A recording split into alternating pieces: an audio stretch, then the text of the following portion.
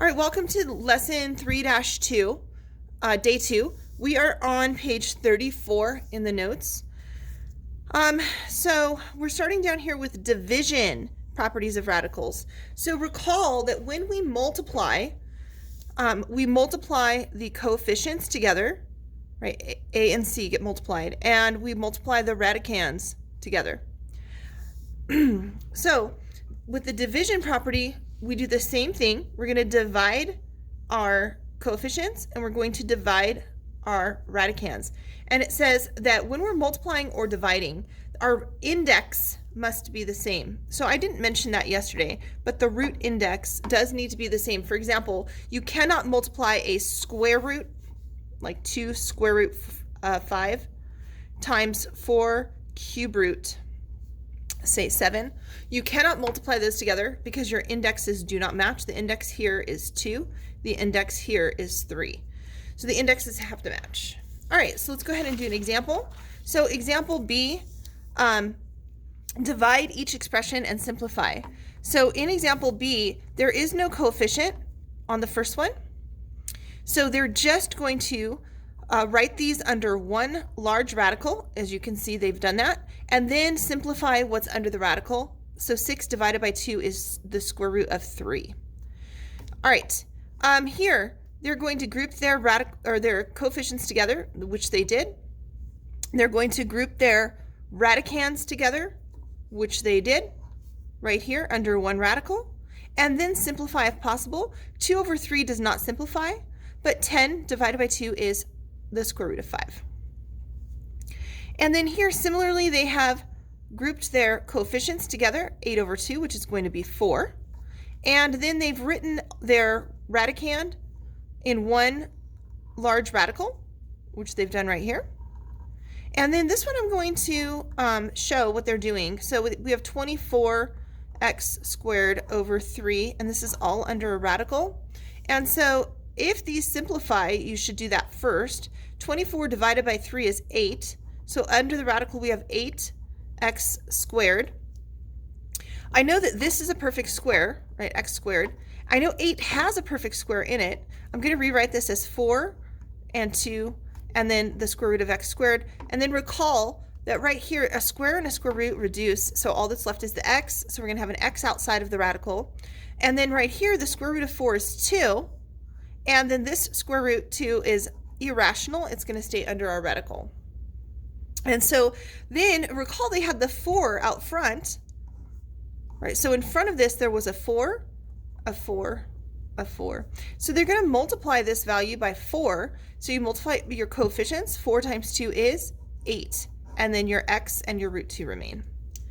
All right, we're going to do the try these B. I encourage you to pause your video here and try these and then come back and see if you have the correct solutions. I'm going to do these off to the side. So the first one for A, it says that we have 4 square root 42 over 5 square root 6. So I'm going to rewrite this as 4 over 5. And I'll put my radicals together under one radical, so 42 over 6. 4 over 5 does not reduce. I'm just going to leave it 4 over 5. And when I look at this, this is the square root of 42 divided by 6 is 7. And you can write this in two ways. You can either leave it this way, or you can write it as 4 root 7 over 5. Again, that's just multiplying fractions. You multiply straight across. They're the same thing. So you could see it in either way, and they're the same thing. All right, for B, we have 10 root 54 over 2 root 2. So again, I'm going to group my coefficients together. So that's 10 over 2, which is going to become 5. And then I'm going to group my radical together in one fraction under one radical. That's 54 divided by 2. 54 divided by 2 is 27. And then I need to check to see if this simplifies. On this one, I know 7 does not reduce, but on this one, 27, there is a perfect square. So I'm going to rewrite my 5. This is going to be 9 and 3. 9 times 3. The square root of 9 is 3, so it's 5. 3, and the square root of 3 is irrational. So this is 15 square root 3. Right, on our next one, C. So C says 12 root 75 over 3 root 3.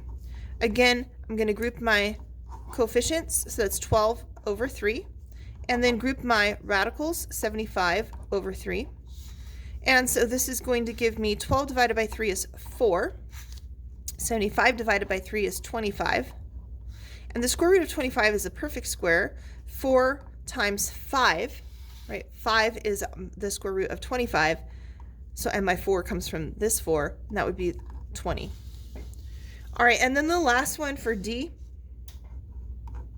16 cube root 8x to the 11th over 8 cube root of x squared. So I'll remind you the indexes have to match, and they do. So this is going to be 16 over 8, and then I'll write my radical in one radical. This is 8x to the 11th over x squared. And then recall that these can reduce out,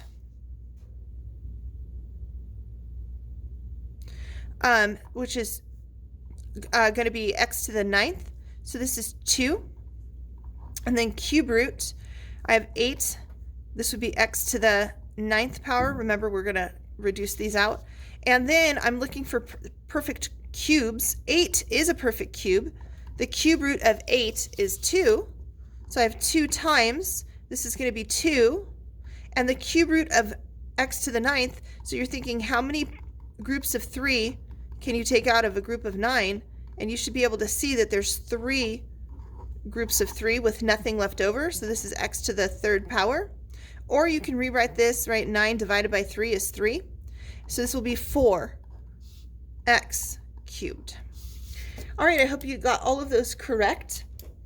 All of these were pretty nice because the denominators went into the numerators, so there was no denominator left, which is where we're going to go next. So I'm going to pause the video here, and I want you to pick it up on the next video. What happens when the denominator does not reduce out and you have a square root in the denominator? I'll see you in the next video.